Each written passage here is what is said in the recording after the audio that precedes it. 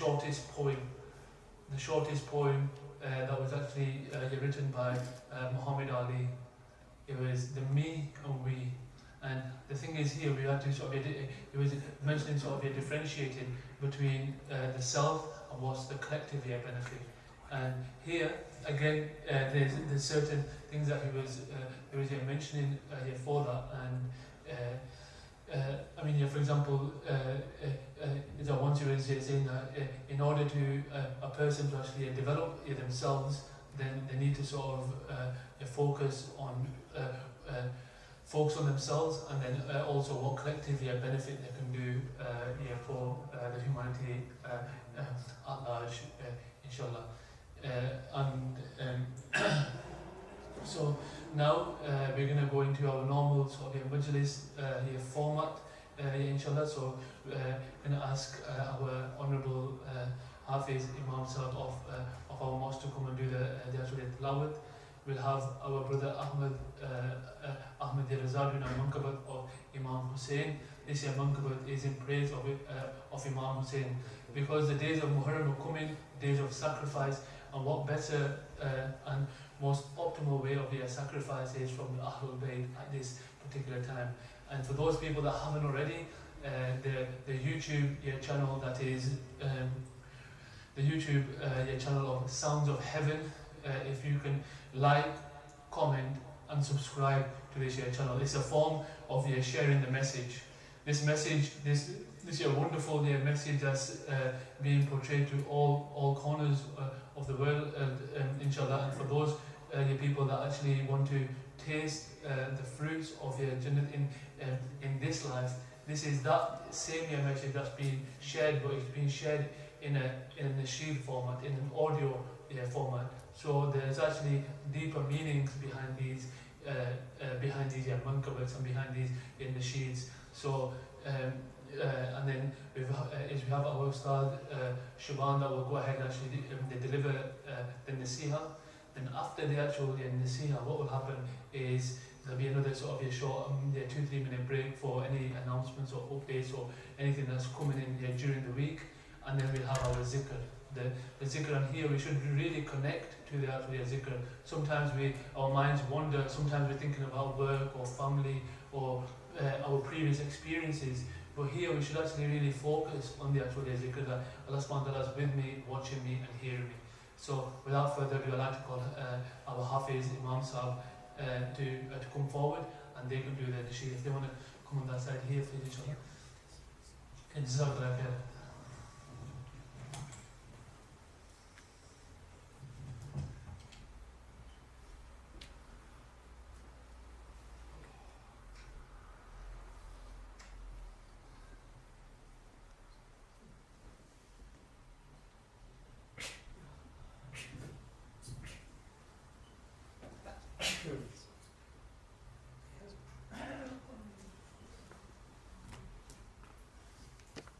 أعوذ بالله السميع العليم من الشيطان الرجيم.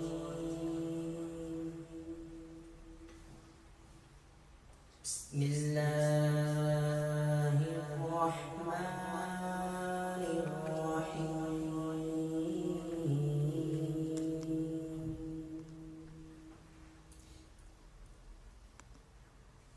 فاذكروني أذكركم واشكروني ولا تكفرون.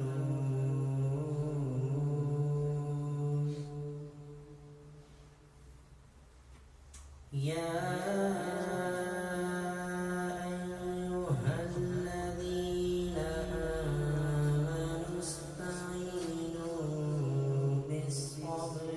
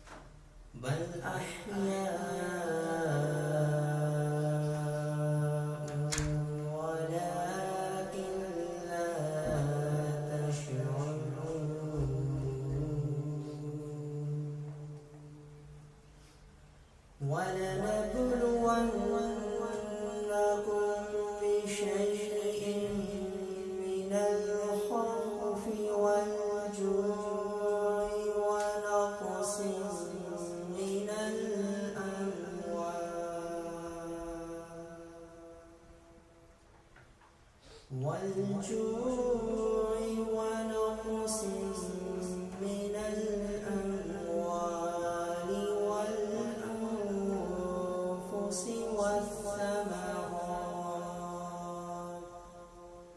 وبشر الصابرين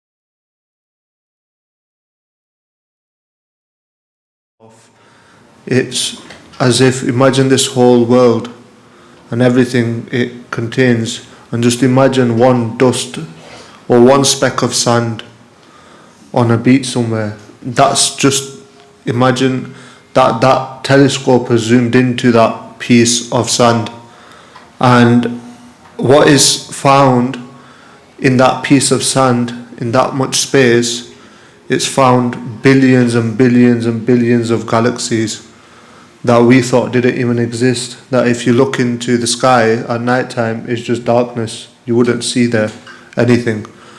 And in them billions of galaxies, in one of them galaxies, there's billions of solar systems. Like how we have our sun and we have a solar system, there's billions of solar systems in just one of them galaxies. And in them solar systems, there's thousands of planets in that same solar system. So in just that one little speck of dust, imagine what it has found. And that little speck of dust is not even the example of this earth that we on. If you compare to this earth to a speck of dust, that is the size, not even of the universe, that's just probably the size of our galaxy if the earth was that dust piece. So if we disobey Allah or we obey Allah, it doesn't really mean anything to Allah. It's like how a person, let's say we have this masjid, it's a huge masjid. Inside this masjid there's smaller rooms. Inside this main area or downstairs, in the basement there's rooms. In there may be carpets and furniture, and in there may be an atom. Would you even think right now, you all sat here, would you even be thinking about that atom? No, it's not. It doesn't mean nothing to you. That's in the same way that how this dunya and everything it contains, it doesn't mean nothing to Allah. It's worthless. As is mentioned, that Rasulullah mentioned, the nearest meaning that this dunya is not even worth the wing of a mosquito. And if it had any worth, then a person who's not a Muslim, Allah would even have given him any water to drink, if it had any worth. So, what does that show? That shows all this arrogance, this status, power, knowledge that that people have, and they think that there's something. In reality, all it is just a speck of dust compared to even your status, your honor, your wealth, your money. There's people out there that have got even more money. There's presidents out there and they want even more wealth and honor. When does it ever stop? But the reality of it is that all this status, power, knowledge is just a speck of dust compared to Allah's majesty. So if a person becomes arrogant through their status or through their knowledge, through their power, it doesn't mean anything to Allah. Just like if a person is the biggest sinner, there's no hopelessness, because a person should always be hopeful, because compared to his sins, compared to Allah's forgiveness, again, it's a speck of dust. So just how the arrogant person's status is nothing but a speck of dust, so is the person who's a sinner who wants to come closer to Allah. His sins are nothing compared to a speck of dust to Allah. Because no matter how big your sins can be, even if your sins are size of the Jannats, forget the universe. We already know that the universe is just like the earth is a speck of dust compared to the universe itself is a speck of dust compared to the heavens. So, and then the heavens are a speck of dust compared to the arsh. So imagine all that. Even if your sins were the size of the arsh and the heavens and the universe and everything that it contains, and the weight of it is still just a speck of dust, because Allah's mercies, His forgiveness infinite. There's no limit on that. So imagine if all of us, and that's just not one person, imagine every single one of us here, 7 billion, 8 billion people in the world, all our sins were like that. And just imagine, not just even the animals, we know they can't sin, but even imagine if all the animals, the planets, the plants, the atoms, the food that we eat, everything, the atoms had all sins, all the size of the whole universe, still a speck of dust compared to Allah's forgiveness. So it just shows you that a person shouldn't be, one side a person shouldn't be arrogant because of his status or something that Allah's given him in life, and another side a person shouldn't lose hope as well, that whatever, that my sins are so vast, it doesn't matter, or one sincere tawbah will wipe them out. If anything, forget wiping them, if the tawbah is so sincere, what can happen is that Allah can even turn them mountains of sins into mountains of good deeds. Tawbatan nasuh, if it's done properly with the conditions. So a person shouldn't be hopelessness, and he shouldn't be arrogant as well. And just like how that is a person who's achieved the biggest achievements, let's say if he's become the king of the universe or king of the world, or he's become the richest person in the world, I don't know who it is at the moment, I think it's Elon Musk or the person who owns Amazon, Jeff Bezos. Umer's saying Jeff Bezos. Umer's keeping tabs on who's the richest person. So even if you got the richest person, even if you're the richest person on earth, it doesn't mean nothing, because what you got, you've not even got, you've got a speck of dust inside the speck of dust. Because it doesn't mean just because you're the richest person, it doesn't mean that you own everything in the earth. It just means that you got the most wealth. So you've got the speck of dust inside the speck of dust.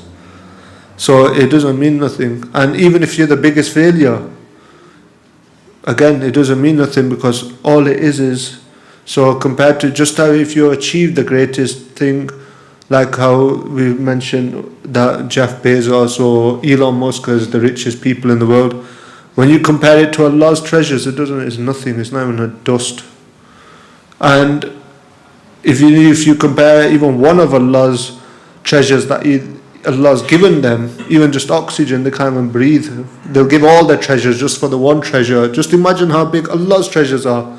That if Allah takes one treasure of His away from their treasure, they're willing to give up everything and all their treasures just for that one treasure of Allah. So just imagine Allah's treasures. And again, if the person becomes the biggest failure in the world, it doesn't matter. Because just imagine his failure is just a speck of dust again, compared to what? Allah's fadl and His compassion. Allah can compensate. His compensation is again, what we can offer is just a speck of dust compared to His compensation. And His proof. What do we offer? We can't even pray Salah properly. I'm talking about myself. I can't even pray Salah properly. We're still thinking about dunya even after 10 years of praying Salah. And now just for that Salah, not because of something we've done, but because of His fadl and because of His compensation in that Salah, what is He willing to do? He's already given you more than we deserve. He's already given us more. That Salah is not even worth the life of this dunya. And He's willing to give us, such is His compensation, that He's willing to give us Jannat, something even better, not just for a limited time, forever. So 1 billion years can go past, 1 trillion years can go past, I don't even know if there's a number after that can go past, but you won't die, and neither will His compensation stop. So it doesn't mean anything to Allah. So being the most arrogant person because of your status or the biggest sinner doesn't mean nothing to Allah Azza. Being the biggest achiever in the world or the biggest failure in the world, again, it doesn't mean nothing compared to Allah Azza compensation and His majesty. So there's no hopelessness for the sinner, and there is no greatness for the person who has pride in them. So we ask ourselves, if all this is just a speck of dust, then why has Allah Azza created us? What's the purpose of it? What's the reason for all this? This universe hasn't just been created for no reason. This vast amount of space. This is a favor of Allah Azza. This is from His generosity, and it's an opportunity. Allah has given us an opportunity for us to also enjoy out of His treasures forever and ever. And it's also an expression of love from Allah that He's telling us that if you just show me loyalty for a small amount of time, I'll show you loyalty forever. That's the condition that there is. But the problem is that we don't appreciate this, what Allah has given us, and we're unthankful for that reason. It's like an example of flowers. So let's say, for example, if I give Brother Qamar some flowers, a big bunch of roses, out of love for him. But what does he do? He stands on it in front of my face now and behind my back. How would I feel? You'd think, imagine what would that person think, or what would that person feel? He'd think, this person, he's, forget one thing, not using it or being ungrateful or just chucking it to the side when I've gone. In front of my face, he's gone and stamped all over them. And that's the example of how we are. Each in this dunya is, Allah's given us in this dunya so many flowers, and it's like a big bunch of flowers, gifts, and each one of them flowers have petals on them, and then petals are all the different things that Allah has given us, whether it's health, a petal of health, petal of wealth, petal of children, wife, houses, cars, clothes. These are all petals of the flower. So we have to make sure that we don't stand on it by misusing it and we dishonor it. So just how, let's say if you give someone a gift and they stand all over it in front of your face, you'd think you've dishonored that person. So what's that person's going to say, look, I gave this person these flowers and look what he's done to it. So he's next to it, and maybe he won't speak to you again, or maybe he'll say, I want revenge for what he's done.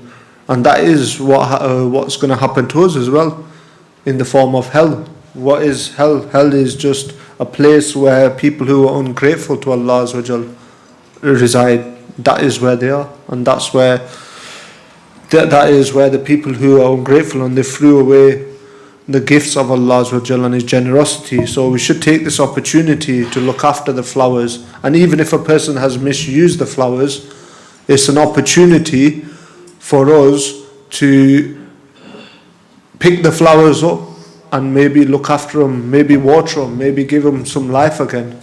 So because Allah He can change our future, He can renew them flowers, He can give you more flowers, but you have to show that you appreciate it this time, and you have to show that you want to change. And this perfectly sums up the life of Sayyidina Umar radiallahu anhu, who passed away during these moments of the end, during the dates of the end of Dhul Hijjah and the beginning of Muharram. We're going through that same period as we are right now, and this is the same time in the Islamic year when they passed away.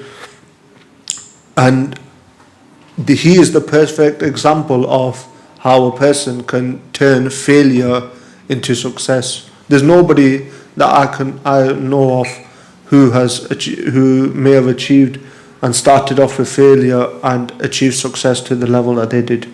I don't think there is anybody out there. And to the point that he came with the intention, before Islam, he came with the intention to kill the Prophet ﷺ. That was his intention, to take the head of Rasulullah ﷺ. And now look where they're buried. They buried Sayyidina Umar radiallahu anhu, buried at the feet of his head is now buried at the feet of Rasulullah sallallahu alaihi wasallam. So just imagine how much of a change that is. When we're talking about from sinfulness to piety, here is from a person who's come to actually kill Rasulullah sallallahu alaihi wasallam to a person who changed their life to such an extent that they are now even buried next to the Prophet sallallahu alaihi wasallam. Such a person. Now that shows that no matter how sinful you think you are, there's always an opportunity to change. That it's not just that, oh, this is my life now, I'm not going to change, I'm going to stay like this. or it's too difficult to change, leaving sins are too difficult. Yeah, they are difficult if you don't want to. I tell you what else is difficult: getting up in the morning, going to work. That's difficult. Or paying the bills is difficult. How being in debt is difficult. Struggling with your health is difficult. This whole life is difficult. But if you want to achieve something in life, just how the person gets up to go to work. If you want to achieve something in life, if you want to change, you have to pay a price. Nothing's for free. Now, just how he became a friend of Allah Azza wa Jal, a Sahaba of Rasulullah Sallallahu Alaihi Wasallam, you can also become a friend of Allah Azza wa Jal. You just have to change. So if you are a sinner, there's an example in him, a perfect example in him of how to change your life around. And just to give you an understanding of the level of his status that he reached, just imagine he came with the lowest status when he came to harm Rasulullah Sallallahu Alaihi Wasallam with the intention to kill Rasulullah Sallallahu Alaihi Wasallam. That's probably the lowest status that a person can have. And then look to the level of his status where he reached, where to the point where Rasulullah Sallallahu Alaihi Wasallam mentioned in a hadith that if there was to be a prophet after me, it would have been Umar. So just imagine that. We know that Rasulullah Sallallahu Alaihi Wasallam is the seal of the prophets, that there's not going to be a prophet after them. But to show you the extent of his status, that if there was to be a prophet after Rasulullah Sallallahu Alaihi Wasallam, Rasulullah Sallallahu Alaihi Wasallam said in the hadith that it would have been Umar radiallahu anhu.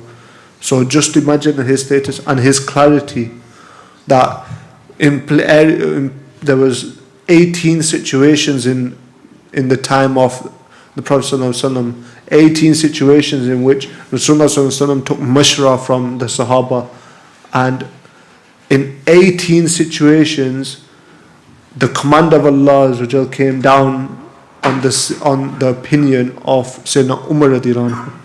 So just imagine his clarity. That's the level of status he had reached, that Allah Azza wa Jal's command came down on his opinion 18 times. And he radiallahu anhu, he's given many advices, and his life in itself is a nasihah from the beginning to end. But he gives advice on a few things, and these few things, if a person implements, they're very simple things, but if a person implements, then it will give a person a high status as well. And the first of his advice is useless talk. Do not do useless talk. Avoid useless talk. And the person, for every advice he gave, he also gave the gift of what happens after you avoid this certain thing. Automatically when you avoid this certain thing, then straight away a gift Allah gives you. So he mentioned radiallahu anhu, that avoid empty talk, so useless talk. You know, some people, I'm not saying you are, you know, some people they just sat there. If they're bored, they got nothing to do, they just talk. They'll just keep talking. Just talk. So this is for people like that. So avoid useless talk. And he radiallahu anhu mentioned that what is the gift that Allah will give you if you do that, is Allah will grant you wisdom. So if you stop useless talk, if you just stop talking endlessly and only talk when you need to, then what happens is Allah grants you wisdom. That's the gift.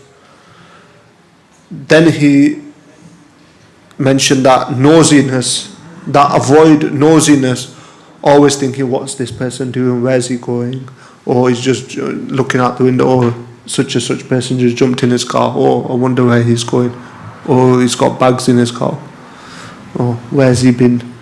People do that. They don't do it here often, but in Pakistan, if you go in the villages, they do it everywhere. If you want to go to Islamabad, tell them you're going to Karachi, the whole village will know where you're going. But nosiness, avoid nosiness. And then what's the gift of that? Allah will give you, in exchange, Allah will give you modesty.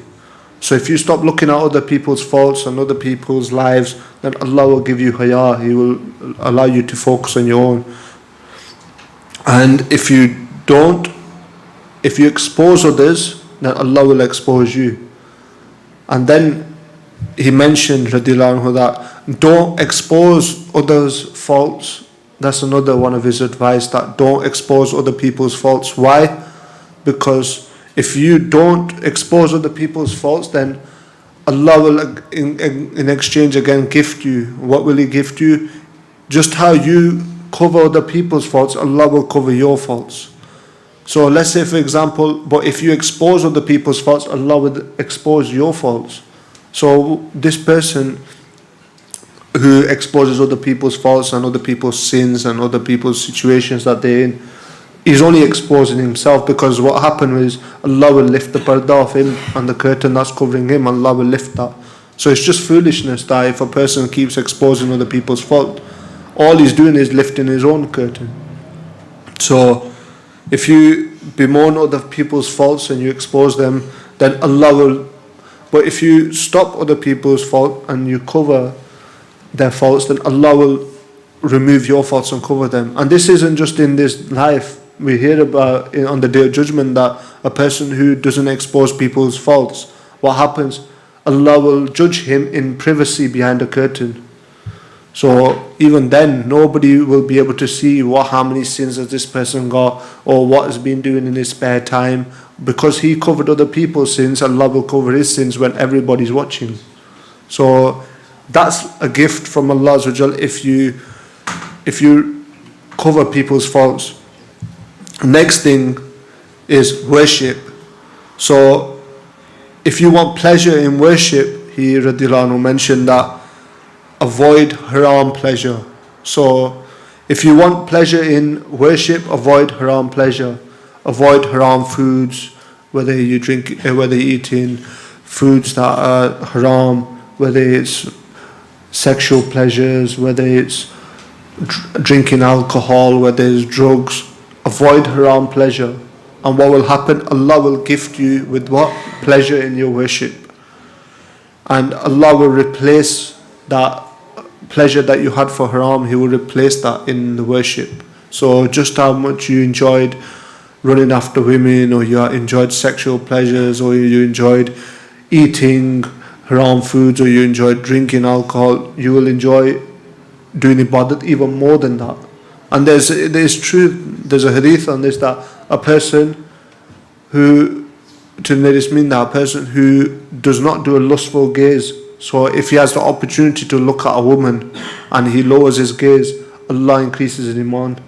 So straight away Allah increases the pleasure of his iman, so straight away he will feel that pleasure of his iman inside him.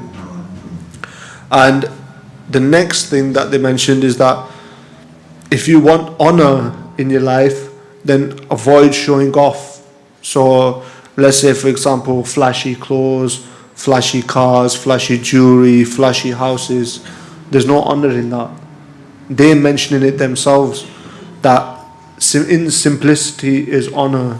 I'm not saying you have to wear clothes only from that £10 or there's different levels of flashiness. Maybe some people, instead of buying a £100 watch, they buy a £10,000 Rolex. That's flashiness. It does the same job. Or instead of buying a £15,000 car, they might buy a £50,000 car. That's flashiness. Or instead of living in a £200,000 house, they want to live in a £600,000-700,000 house. That's what they're referring to in flashiness. So, and they practice this themselves, that even though they were the Khalif of the whole Islamic empire, and it was a vast empire at the time, were the biggest in the world, that there's mentions that even in their own clothes they had patches. So they practiced this themselves, and they mentioned that whoever wants honor should avoid showing off. And a person who goes after these things as well, whether they're flashy cars, flashy houses, what it shows is there's no value in him, because all what he's trying to do is he's trying to add value to himself. If he had value to himself and value inside, he wouldn't be trying to put a £10,000 watch on his wrist, or jewelry, or loads or other stuff, or wearing a £500 t-shirt or £1,000 shoes. that shows that he's trying to add value to him because he feels like he doesn't have value inside him. So that's another thing. So the person who knows he's got value inside him, he's not bothered about what he wears because he knows that it doesn't mean anything. That's why he doesn't do it. So let's say, for example, people who wear £1,000 suits, £10,000 suits, they live in an 8-bedroom house, or they drive a £100,000 car. But the problem is, if you look at it, everything's on finance. They've got no money in the bank, drowning in debt. That's the reality of it. So, and they say, don't they, that they say you buy something that you can't afford to please people you don't like. So that's another thing. You're trying to add value to yourself by drowning in debt and trying to please people you don't like. So there's no honor in that. There's no greatness in that. There's nothing in that. And then these people who you're trying to please, they still swear at him or they still don't care about him. But if you look at the other side of it, if you look at, for example, the friends of Allah, if you look at, let's say, there's an example of Sayyidina Muhyiddin Chishti in Ajmer Sharif, who passed away 800 years ago. They passed away a long time ago, 800 years ago, near enough a century ago. And if you go to their mazar today, there's thousands of people still coming, honouring them. They didn't have flashy cars, flashy houses, flashy horses them days and stuff like that. So there's people still coming from everywhere. Even Hindus come to the mazar. Every day Hindus come. They don't even believe in Islam and they come to give it. Such is the honour that... So remember what I said to you, that if you avoid flashiness, then what will happen is Allah will give you honour. So this is an example of Allah giving honour to a person, that even people who don't even believe in Islam will come in honouring you. So that is one of the advices that I've seen Umar radiallahu anhu, that in simplicity is honour. And then they gave another advice that if a person wants Allah Azza wa Jalla and he wants Akhirah, then what he should do is he should remove the love of this world from himself. So let's say, for example, if a person removes the love of the world from himself, then Allah Azza wa Jalla will honour him with himself, because he will then go after Allah Azza wa Jalla.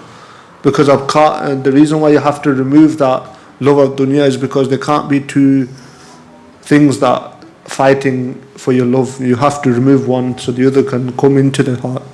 So and that's why the Mashaykh mentioned that to live in this world, but don't let the world live in you. So don't let the world live in you. And that's his advices that he has given. Now, what about his characteristics? What about his qualities that he has? His physical qualities. He was a tall person, said Umar radiallahu anhu. They say that if there was a crowd of people, he would always be the tallest one in the crowd. He was powerfully built. He had fair complexion. And he had a thick beard that he had coming to his chest. And they used to dye it with mendi. And it's written that his iman was to such an extent that even shaitan feared him. That if Sayyidina Umar radiallahu anhu was walking down the street on one side and shaitan were coming the other way, they would cross over. Shaitan would cross over and walk the other way. They wouldn't walk in his way. And there's a reason for this. Somebody asked that, what is the reason for this, that even shaitan fears you? And it stated that he radiallahu anhu left lawful things to avoid haram. So he's not leaving haram things, he's leaving and avoiding even halal things that can lead to sin. So he didn't even give the opportunity to shaitan to even come to him, even in areas of halal things. So to such unlawful matters, he wouldn't even let shaitan come to him to them levels. So at that point, even shaitan gave up. He said, there's no way I can even defeat this person. Firm. That was another one of his qualities, that he was firm. When he committed to something, he never backed down. And that was evident in his life when he was 27, 28 years old, that when he came into the fold of Islam, before that the Muslims used to practice Islam in the quiet places. They used to behind closed doors. But when he came to Islam, he gave the strength for them to practice openly. Such was his firmness and his resolve. Al-Faruq is his title, Sayyidina Umar Al-Faruq radiyallahu anhu. And what does Al-Faruq mean? It means that someone who's always on the truth. So no matter what happens, he will always put Islam first. No, it doesn't matter before traditions, before, as we say, before our family, before culture, before everything. He would always, every single opportunity he got, he put Islam first. And this was an example.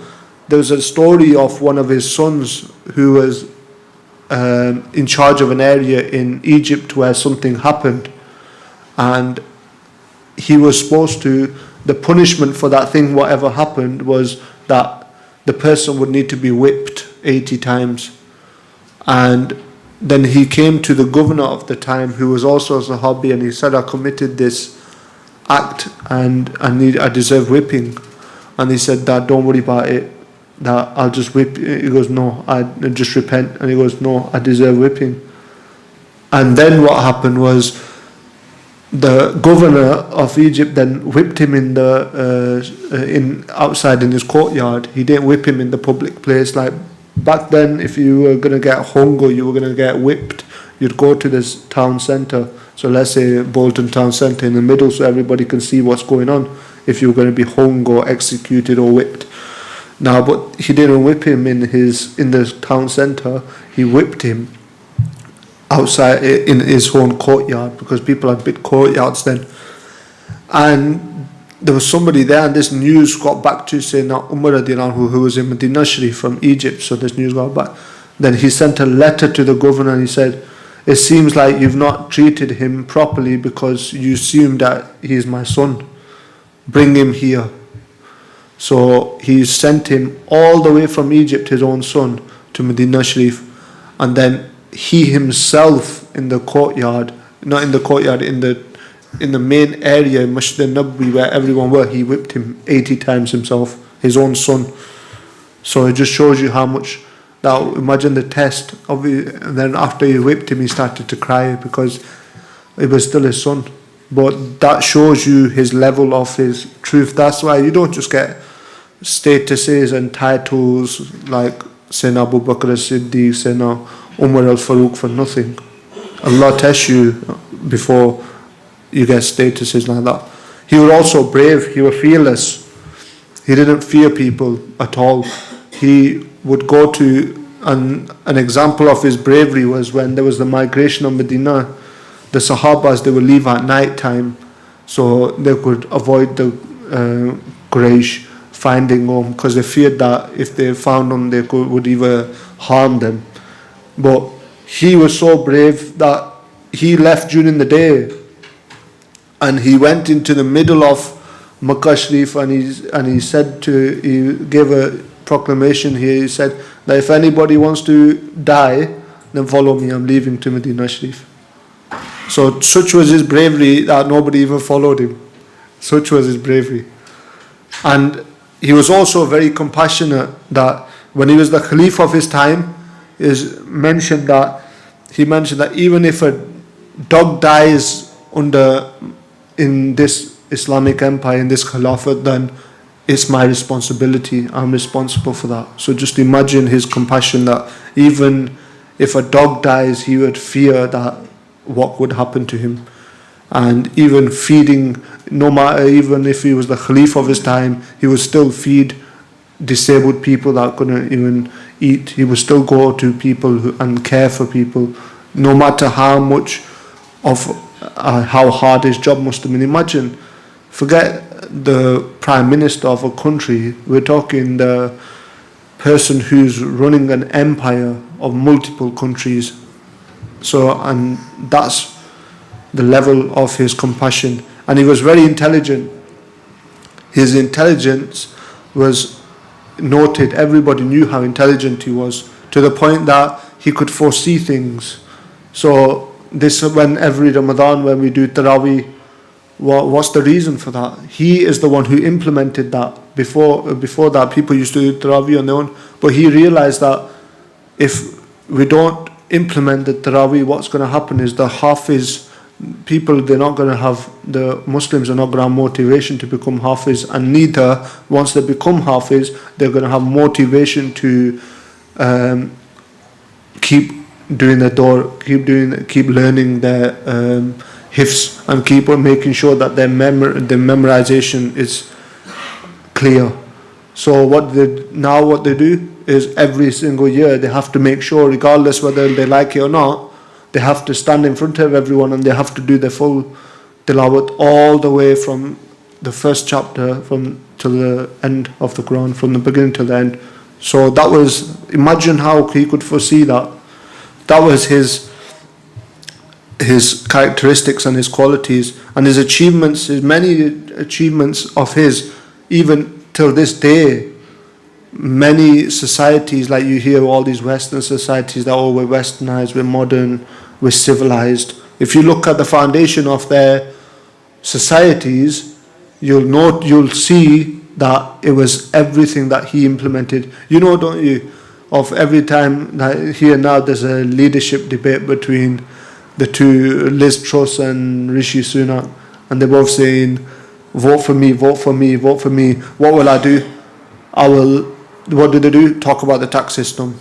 What did they do? Talk about the welfare system, or energy prices have gone through the roof. What did they do? NHS backlog.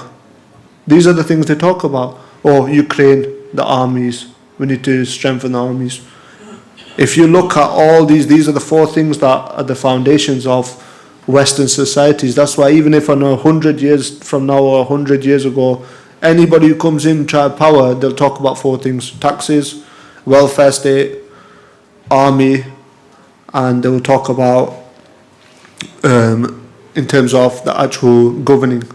And these are the four things that he implemented.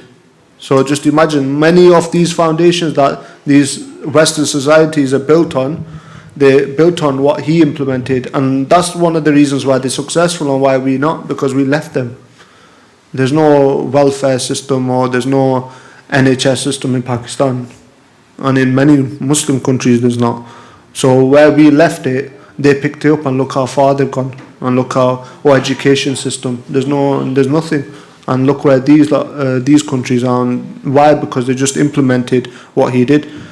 And what was his achievement? So the first major achievements is he destroyed at the time two of the most powerful empires that ever existed. So we're not talking small empires, we're talking huge empires of land mass. So you had the Roman Empire, you had the other Persian Empire. They'd been fighting for 2,000 years. These are 2,000-year-old empires, and in 15 years he destroyed both of them. That was his one. And that's, just imagine a small country, because when he got it was a small country. So just imagine Belgium today destroying America and Russia at the same time in 15 years. You couldn't even think about it. That's what he did. And he built under his rule, the Muslim empire, the Khilafat, went from just Arabia all the way, it became a world power. From Egypt all the way to, he conquered all the way to Afghanistan in 15 years.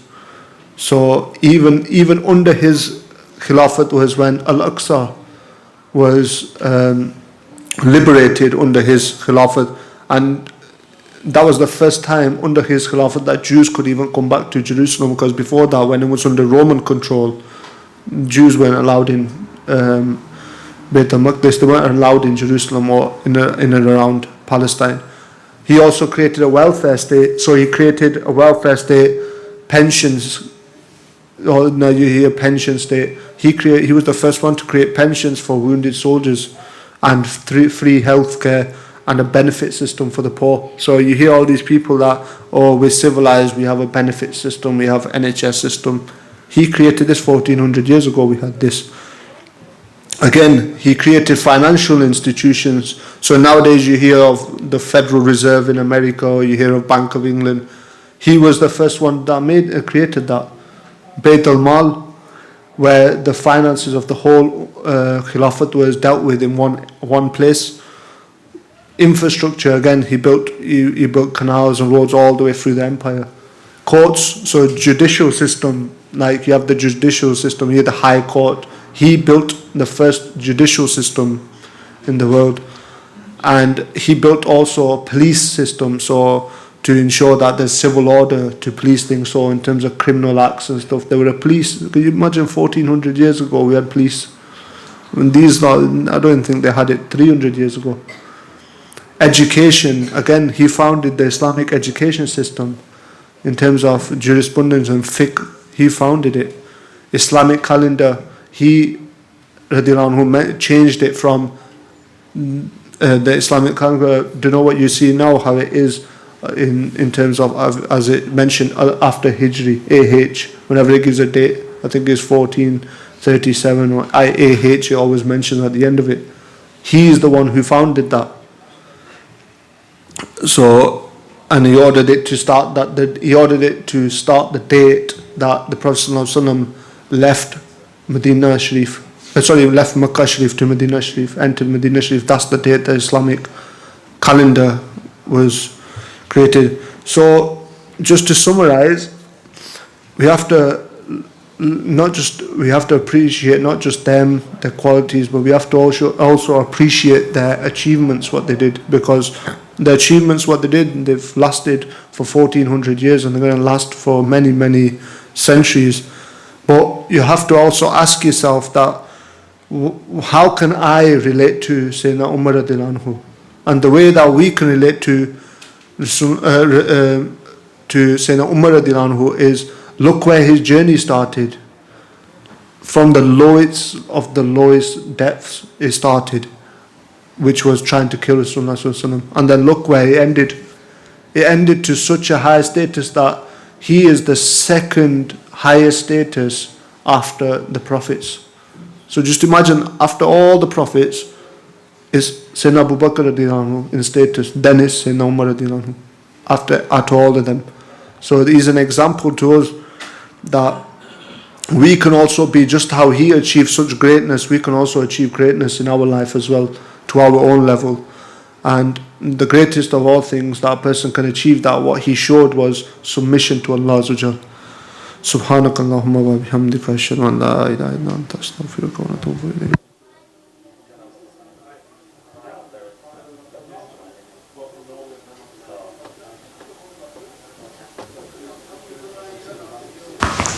Jazakallah khair to Ustadh Shaban for delivering the nasiha.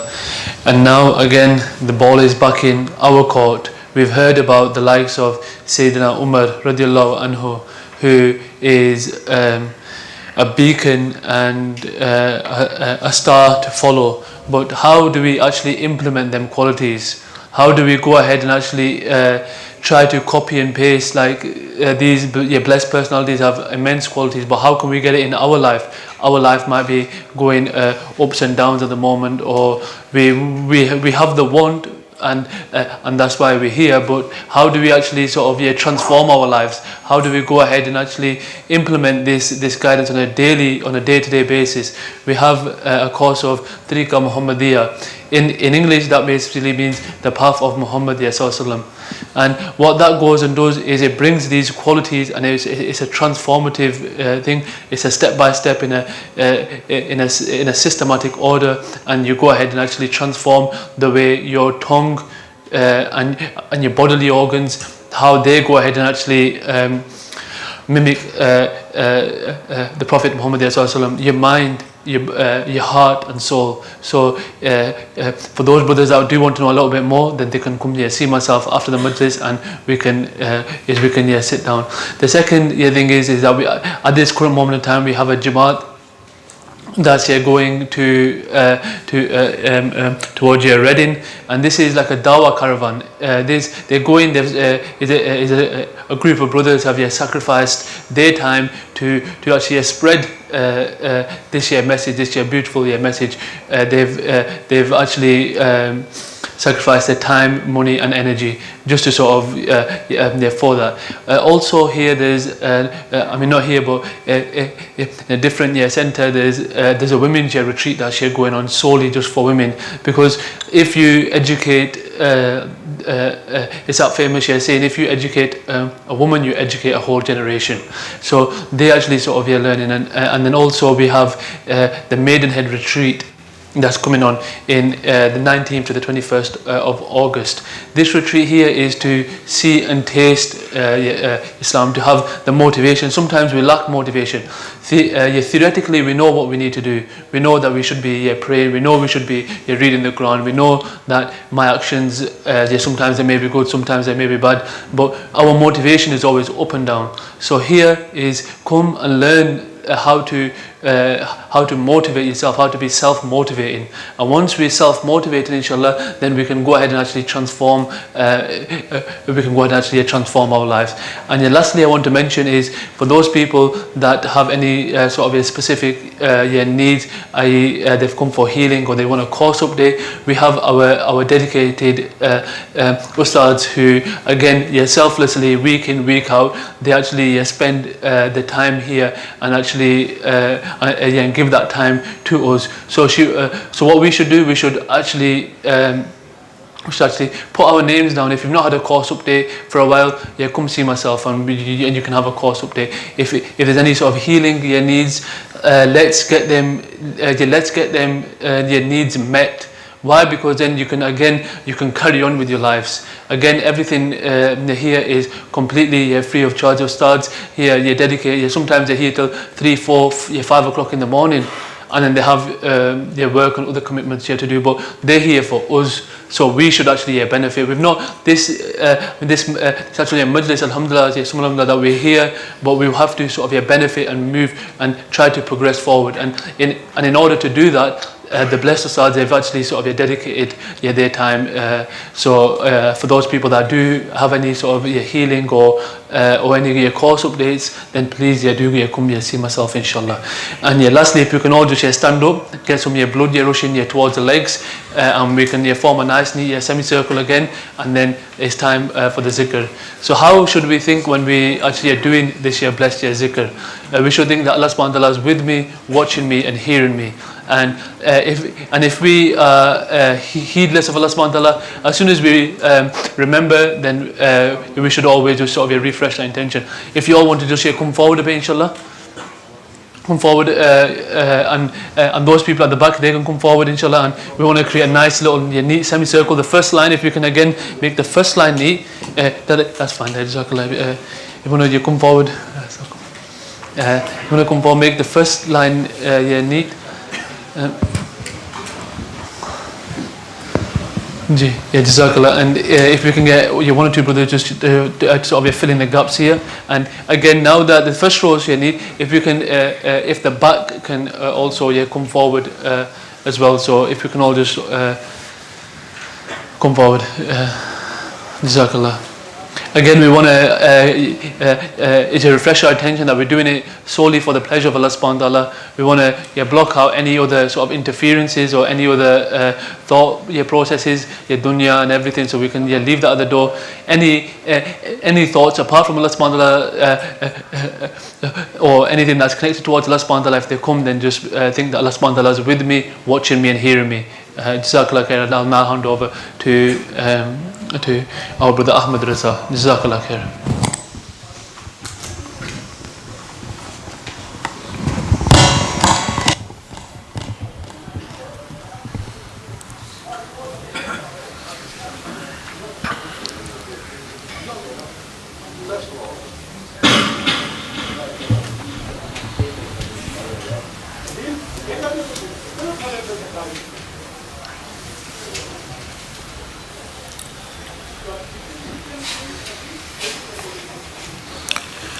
أعوذ بالله من الشيطان الرجيم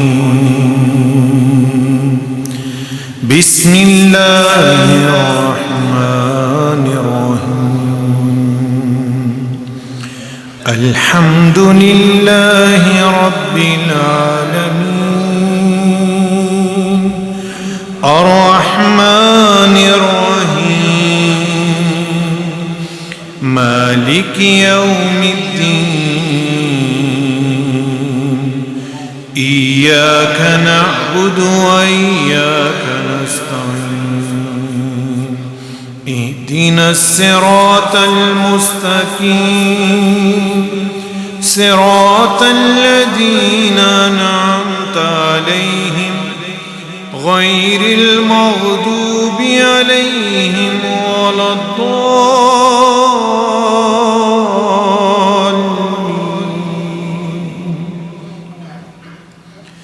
بسم الله الرحمن الرحيم. قل هو الله أحد الله الصمد لم يلد ولم يولد ولم يكن له كفوا أحد. بسم الله الرحمن الرحيم. قل هو الله أحد الله الصمد لم يلد ولم يولد ولم يكن له كفوا أحد. بسم الله الرحمن الرحيم. قل هو الله أحد الله الصمد لم يلد ولم يولد ولم يكن له كفوا أحد. صدق الله العظيم.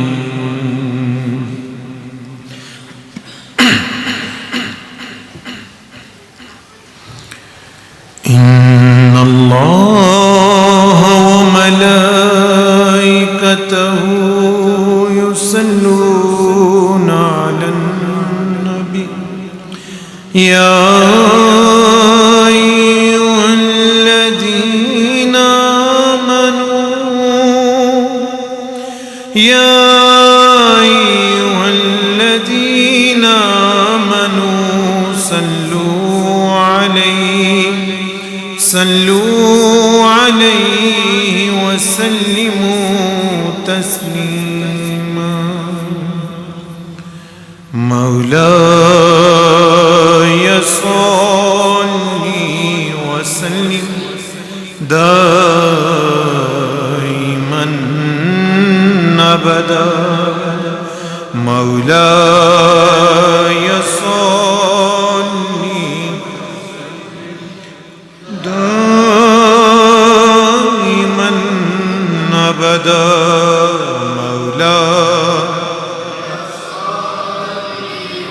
سلم دائما أبدا على حبيبك خير الخلق كلهم على حبيبك خير الخلق كلهم. مولاي صل دائما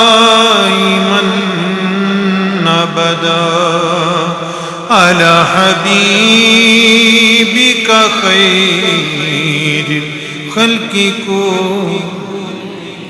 هو الحبيب الذي ترجى شفاعته.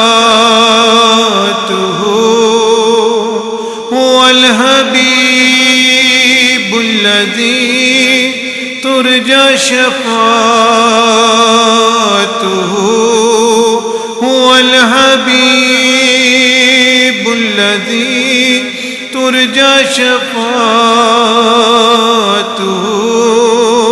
لكل هول من الأهوال مقتحم. مولاي صل وسلم دائما أبدا على حبيبك خير الخلق محمد سيد الكونين والثقلين محمد سيد الكونين والثقلين والفريقين من قرب ومن عجم مولاي صل وسلم دائما أبدا مولاي صل وسلم دائما أبدا على حبيبك خير خلقكم وعلى آله وأصحابه أجمعين.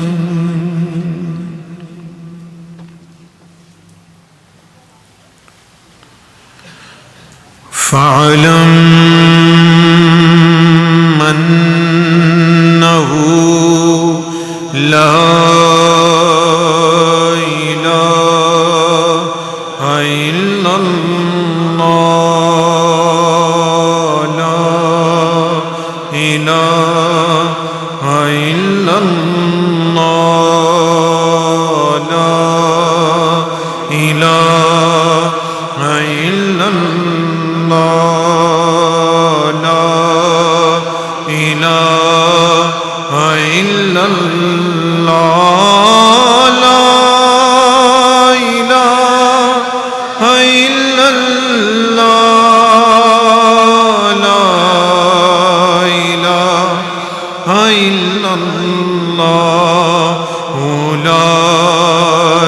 إله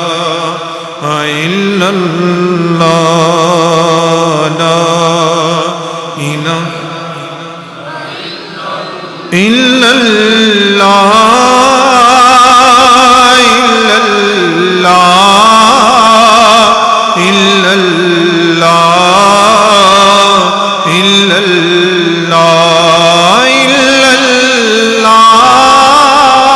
إلا الله إلا الله إلا الله إلا الله إلا الله لا إله إلا الله لا إله إلا الله لا إله إلا الله لا إلا الله إلا الله إلا الله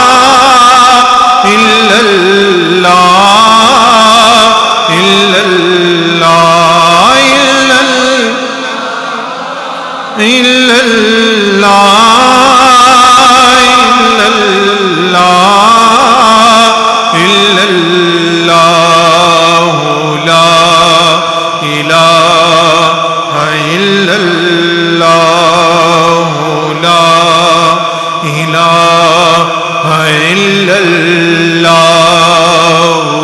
لا إله إلا الله لا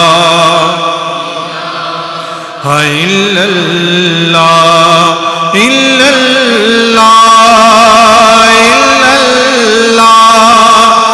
الله إلا الله إلا الله إلا الله لا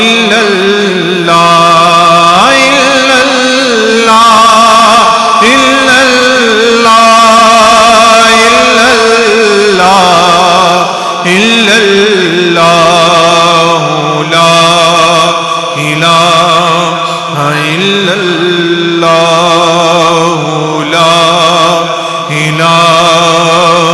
إلا الله لا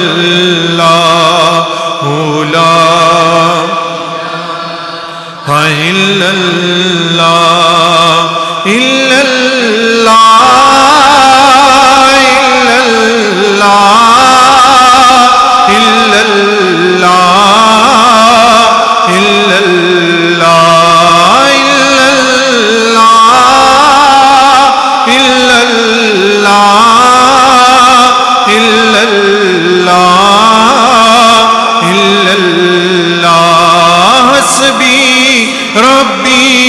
جل الله ما في قلبي غير الله حسبي ربي جل الله ما في غير الله نور محمد صلى الله لا إله إلا الله إلا الله إلا الله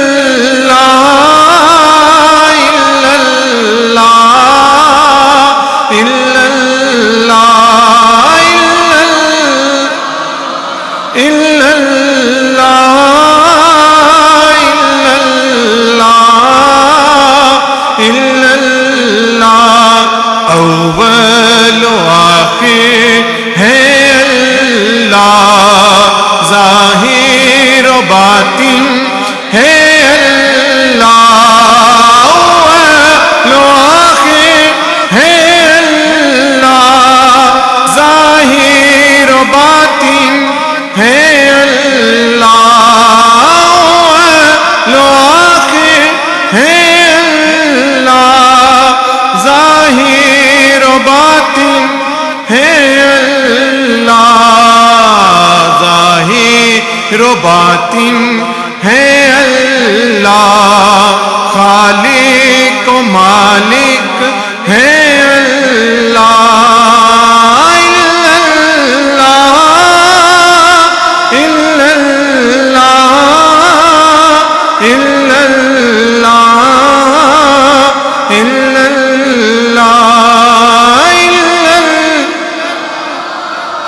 إلا الله إلا الله إلا الله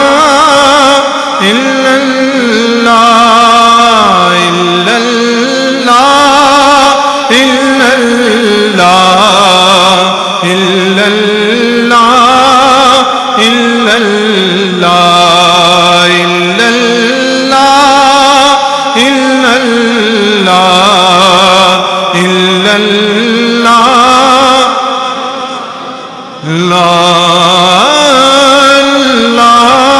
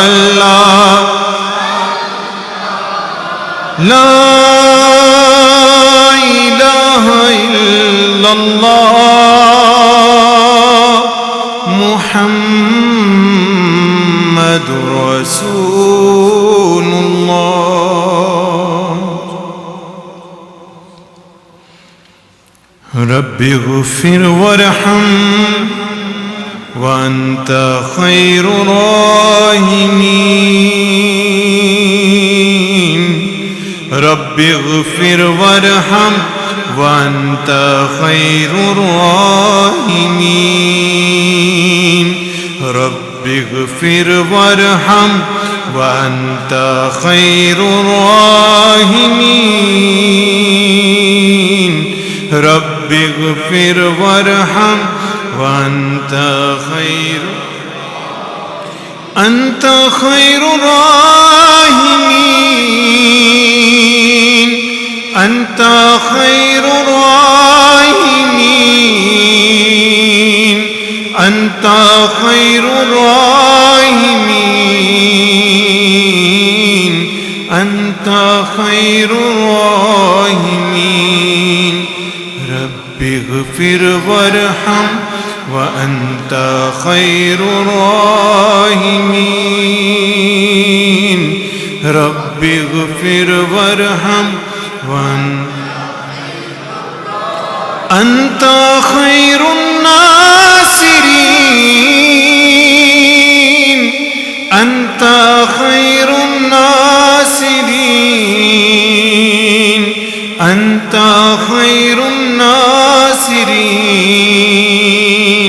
أنت خير الناصرين رب اغفر وارحم وأنت خير الراحمين رب اغفر وارحم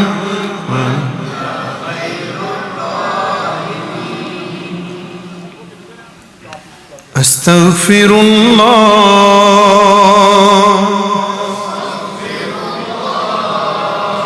الذي لا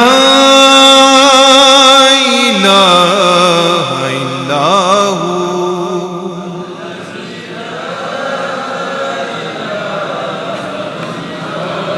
الحي القيوم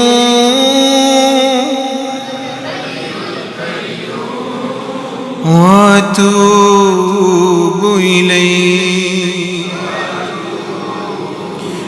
اللهم صل على سيدنا ومولانا محمد وعلى آله وصحبه وسلم الله صل سيدنا ومولانا محمد وعلى آله وصحبه وسلم اللهم صل على سيدنا ومولانا محمد وعلى آله وصحبه وسلم. الحمد لله رب العالمين. سبحان ربي العلي العالي الوهاب. الحمد لله رب العالمين. يا رب لك الحمد كما ينبغي لجلال وجهك ولعظيم سلطانك. سبحان الله وبحمده عدد خلقه ورضا نفسه وزينة عرشه وميداد كلماته ومنتهى علمه. سبحان ربك رب العزة عما يصفون والسلام على المرسلين والحمد لله رب العالمين. اللهم صل على محمد وعلى آل محمد. ربنا تقبل منا إنك أنت السميع العليم وتب علينا إنك أنت التواب الرحيم. سبحان ربك رب العزة عما يصفون والسلام على المرسلين والحمد لله رب العالمين.